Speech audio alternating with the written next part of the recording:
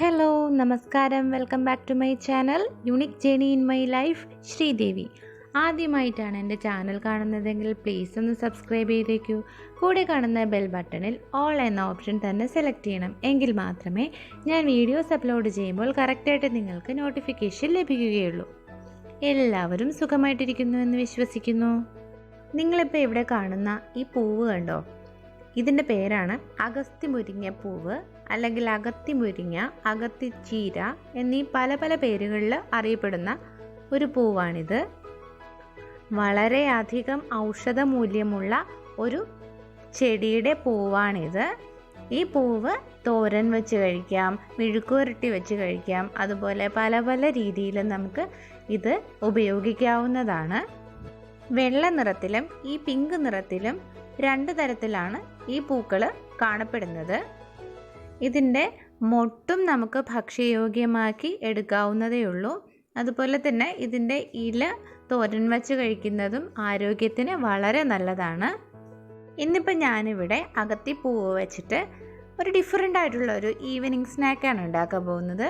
വളരെ ടേസ്റ്റി ആയിട്ടുള്ള ആ ഈവനിങ് സ്നാക്ക് എങ്ങനെ ഉണ്ടാക്കാമെന്ന് നോക്കാം. ആദ്യമായി ഒരു ബൗളിലേക്ക് 4 സ്പൂൺ മൈദ മാവ് ചേർക്കാം. ഇനി അതിലേക്ക് 1 സ്പൂൺ ബട്ടറോ നെയ്യോ എന്താണെന്ന് വെച്ചാൽ എടുക്കാം. ഞാനിപ്പോൾ ഇവിടെ നെയ്യാണ് എടുത്തിട്ടുള്ളത്. ഇനി ഒരു പിഞ്ച് സോഡാപ്പൊടി, ആവശ്യത്തിന് ഉപ്പ്, 1/2 സ്പൂണോളം ചുവന്ന മുളക് പൊടി, ഇവയെല്ലാം കൂടെ ചേർത്തൊന്ന് മിക്സ് ചെയ്യാം.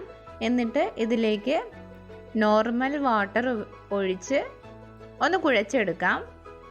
ചപ്പാത്തിയുടെയൊക്കെ ആ ഒരു പരുവത്തിന് ഈ മാവ് നന്നായിട്ടൊന്ന് കുഴച്ചെടുക്കണം. വെള്ളം ഇപ്പോൾ എത്ര ഒഴിക്കണം എന്നുള്ള അളവ് ഞാൻ പറയുന്നില്ല, അത് നിങ്ങൾ ഒഴിക്കുമ്പോൾ മനസ്സിലാവും എത്ര വേണം എന്നുള്ളത്.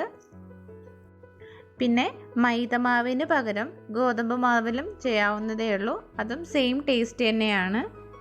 കൈ വച്ചിട്ട് തന്നെ നന്നായിട്ട് കുഴച്ച് കുറച്ച് നേരം ഒന്ന് റെസ്റ്റ് ചെയ്യാനായിട്ട് വയ്ക്കാം. ഞാനിവിടെ 1 മണിക്കൂറോളം റെസ്റ്റ് ചെയ്യാനായിട്ട് മാറ്റി വെച്ചിട്ടുണ്ട്. അടുത്തതായിട്ട് ഈ സ്നാക്കിലേക്ക് വേണ്ട ഫില്ലിങ്സ് തയ്യാറാക്കാം. ഒരു മീഡിയം സൈസ് സവാള ചെറുതായിട്ട് അരിഞ്ഞത്, അകത്തിപ്പൂവ് നന്നായിട്ട് കഴുകി വൃത്തിയാക്കി കട്ട് ചെയ്ത് വെച്ചിട്ടുള്ളതാണ്, ഒരു തക്കാളി.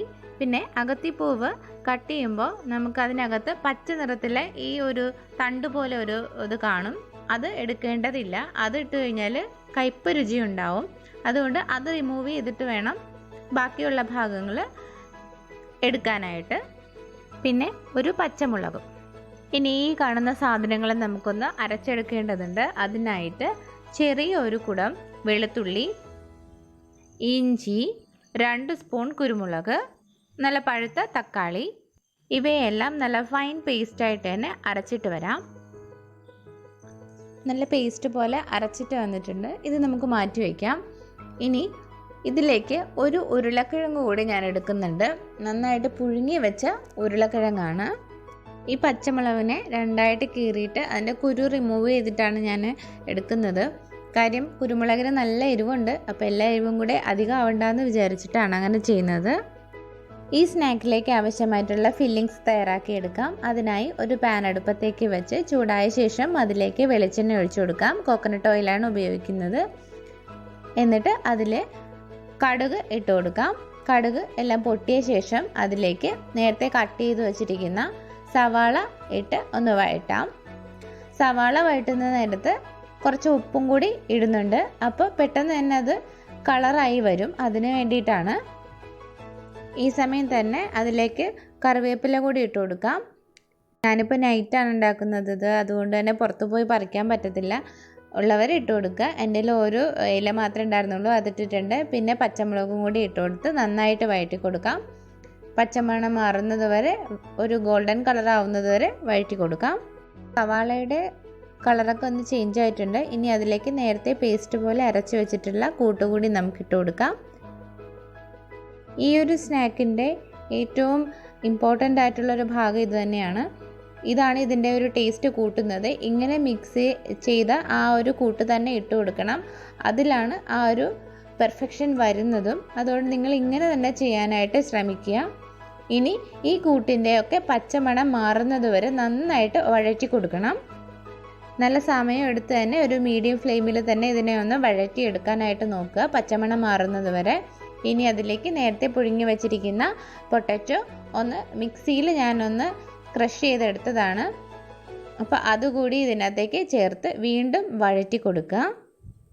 ഉപ്പും എരിവും ഒക്കെ പാകത്തിനുണ്ടോയെന്ന് ശ്രദ്ധിച്ചോളുക. ഇപ്പോൾ ഇതിൻ്റെ ആ ഒരു പച്ചമണമൊക്കെ ഒന്ന് മാറി നല്ല ഒരു ഡ്രൈ ആയിട്ട് വരുന്നുണ്ട്. ഈ സമയം നമ്മുടെ മെയിൻ ഇൻഗ്രീഡിയൻ്റ് ആയിട്ടുള്ള അകത്തിപ്പൂവ് കട്ട് ചെയ്തത് ഇതിലേക്ക് ഇട്ട് കൊടുക്കാം. ഈ സമയം ഇട്ട് കൊടുത്താൽ മതിയാവും. ഇനി ഈ പൂവ് നന്നായിട്ട് കുക്കാവുന്നത് വരെ ഒന്ന് നമുക്ക് വഴറ്റി കൊടുക്കാം. പെട്ടെന്ന് തന്നെ ഇത് റെഡിയായി കിട്ടുന്നതാണ്.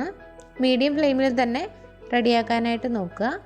ഇനി ഇതിലേക്ക് 1 സ്പൂൺ ഗരം മസാല പൗഡർ ചേർത്ത് കൊടുക്കാം.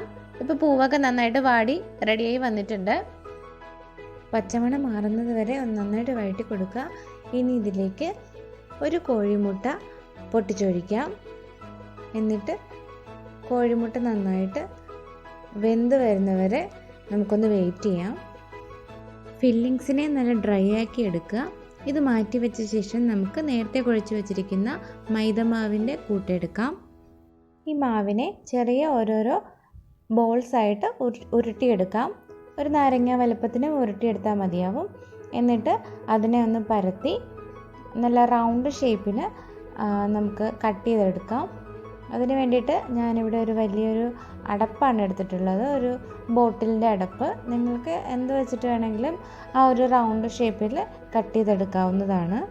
അതിൽ നിന്നും ഒരു ചപ്പാത്തി എടുത്ത് വെച്ചിട്ട് ഞാനൊരു പ്ലേറ്റിലോട്ട് മാറ്റിയിട്ടുണ്ട്. ഇനി അതിലേക്ക് നമ്മൾ തയ്യാറാക്കി വെച്ചിരിക്കുന്ന ഫില്ലിങ്സിൽ നിന്ന് ഒരല്പം വച്ച് കൊടുത്തിട്ട് ഇതുപോലെ മടക്കി ഒട്ടിച്ചു കൊടുക്കാം. ഇനി ഇതിനെ ഒന്ന് ഫ്രൈ ചെയ്തെടുക്കുകയേ വേണ്ടൂ. നല്ല നൈസായിട്ട് വേണം പരത്തിയെടുക്കാനായിട്ട്. ചപ്പാത്തി പോലെ പരത്തുമ്പോൾ കട്ടി ഉണ്ടാവാൻ പാടില്ല. ഇനി ബാക്കിയുള്ളവയും കൂടി ഇതുപോലെ തന്നെ ഒന്ന് ഷേപ്പാക്കിയിട്ട് വരാം. അങ്ങനെ ഞാനിവിടെ ഒരു 7 സ്നാക്സ് റെഡിയാക്കിയിട്ടുണ്ട്. ഇനി ഇതിനെയെല്ലാം നമുക്കൊന്ന് ഫ്രൈ ചെയ്തെടുക്കാം. ഫ്രൈ ചെയ്യാനായിട്ട് ഒരു പാൻ അടുപ്പത്തേക്ക് വെച്ച് ചൂടായ ശേഷം അതിലേക്ക് അല്പം വെളിച്ചെണ്ണ ഒഴിച്ചു കൊടുക്കാം. ഇതുപോലൊരു പാൻ മതിയാവും. നമ്മൾ ഡീപ്പ് ഫ്രൈ അല്ല ചെയ്തെടുക്കുന്നത്, അപ്പോൾ കുറച്ച് വെളിച്ചെണ്ണയുടെ ആവശ്യമേ ഉള്ളൂ. ഇതിൻ്റെ ഉള്ളിലെ ഫില്ലിങ്സൊക്കെ നല്ല വെന്ത സാധനങ്ങൾ തന്നെയാണല്ലോ, അതുകൊണ്ട് തന്നെ ഇതിൻ്റെ മുകളിലുള്ള ഈ ചപ്പാത്തി മാത്രം ഒന്ന് ചുട്ടെടുത്താൽ മതിയാവും. എണ്ണ നന്നായിട്ട് ചൂടായ ശേഷം മാത്രം ഇടാനായിട്ട് നോക്കണം. ഓരോന്നായിട്ട് ഇതിനകത്തേക്ക് വെച്ച് കൊടുത്ത് ഒന്ന് ഫ്രൈ ചെയ്ത് മാറ്റാം. ഒരു സൈഡ് നല്ല ഗോൾഡൻ ബ്രൗൺ ആവുന്നത് വരെ നമുക്ക് ഫ്രൈ ചെയ്തെടുക്കാം. മീഡിയം ഫ്ലെയിമിൽ തന്നെ വെക്കാനായിട്ട് ശ്രദ്ധിക്കുക, ഇല്ലെങ്കിൽ വേഗം കരിഞ്ഞു പോവും. അപ്പോൾ ഞാനിവിടെ എല്ലാം ഇതുപോലെ തന്നെ ഒന്ന് വറുത്തിട്ട് വരാം. വളരെ ടേസ്റ്റിയാണ് കേട്ടോ ഈ ഒരു അകത്തിപ്പൂ വെച്ചിട്ടുള്ള ഈ ഒരു സ്നാക്ക്. ഇതിന് എന്ത് പേര് വേണമെങ്കിലും നിങ്ങൾക്ക് വിളിക്കാവുന്നതേ ഉള്ളൂ. നല്ല ടേസ്റ്റാണ്. ഗോതമ്പ് മാവിൽ വേണമെങ്കിലും ചെയ്യാം, സെയിം ടേസ്റ്റ് തന്നെയായിരിക്കും. അപ്പോൾ ഈ വീഡിയോ എല്ലാവർക്കും ഒക്കെ ഇഷ്ടപ്പെട്ടിട്ടുണ്ടെങ്കിൽ ഒന്ന് ലൈക്ക് ചെയ്തേക്കണം. മാത്രമല്ല ഷെയർ ചെയ്യാൻ വേണം. ഇതുപോലെ തന്നെ നിങ്ങളുടെ സപ്പോർട്ട് ഇനിയും ഉണ്ടാവണം. മുന്നത്തെ വീഡിയോസൊക്കെ കണ്ടിട്ടില്ലാത്തവരാണെങ്കിൽ ഒന്ന് പോയി കാണണം. നല്ല നല്ല വീഡിയോസ് ഉണ്ട്, നല്ല നല്ല റെസിപ്പീസ്, അതുപോലെ തന്നെ ഹെൽത്ത് ടിപ്സ്, മുടിയുടെ അകാല നര മാറാനുള്ള ടിപ്സൊക്കെ ഉണ്ട്. നിങ്ങളൊന്ന് പോയി കാണണം കണ്ടിട്ടില്ലെങ്കിൽ. എൻ്റെ ചാനലിൽ തന്നെ സെർച്ച് ചെയ്താൽ കിട്ടുന്നതായിരിക്കും. അങ്ങനെ വളരെ ടേസ്റ്റിയും അതുപോലെ തന്നെ ഹെൽത്തിയുമായിട്ടുള്ള അകത്തിപ്പൂ വെച്ചിട്ടുള്ള ഈവനിങ് സ്നാക്ക് റെഡി ആയിട്ടുണ്ട്. കാണുമ്പോൾ തന്നെ കൊതിയാവും അല്ലേ? ഉറപ്പായിട്ട് നിങ്ങളെല്ലാവരും ഒന്ന് ട്രൈ ചെയ്ത് നോക്കണം.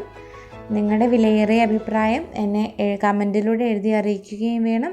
ഇത്രയും നേരം ക്ഷമയോടെ എൻ്റെ ചാനൽ വീക്ഷിച്ചിരുന്ന എല്ലാവർക്കും ഒരുപാട് നന്ദി. ശുഭദിനം.